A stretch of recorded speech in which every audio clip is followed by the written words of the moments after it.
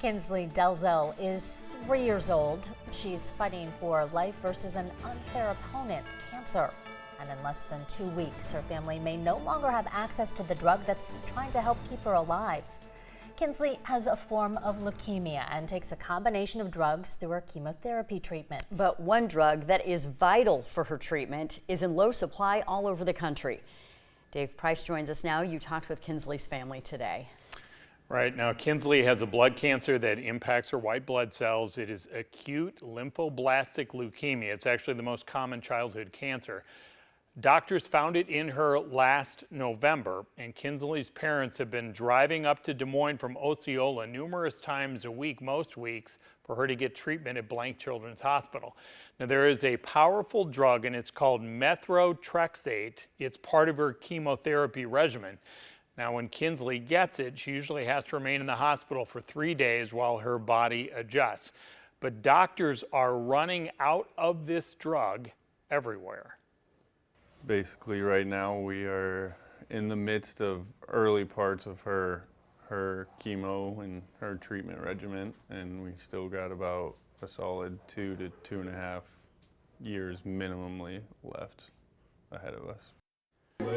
And they have numerous questions. This nationwide shortage of methotrexate means that there could be enough at Blank for just one more treatment for Kinsley, and then after that, unknown.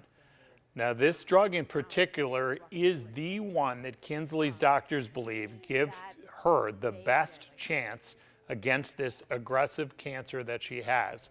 But the remaining companies that produce it are not making enough to meet demand nationwide. And that is simply not good enough for Kinsley's parents. One that's really acceptable to lose lives for. There's not a lot of great options for an alternate, especially in the phases she's in. So it makes it a little scarier too.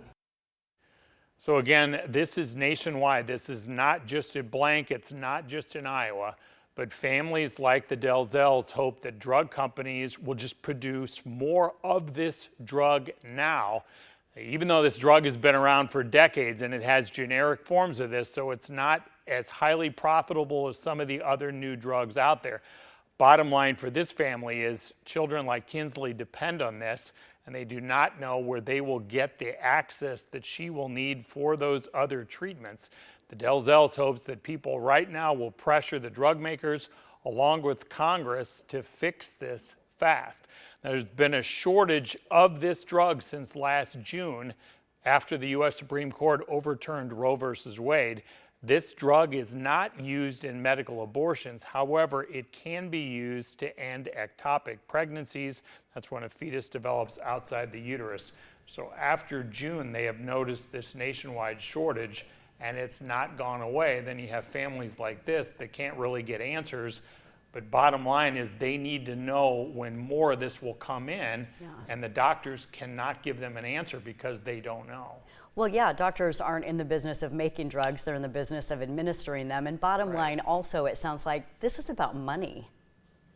Right, and that's the frustration for them. So because it's a generic form here, it's not nearly as profitable. They can still make money on this stuff, but not nearly as much as some of the other newer products out there.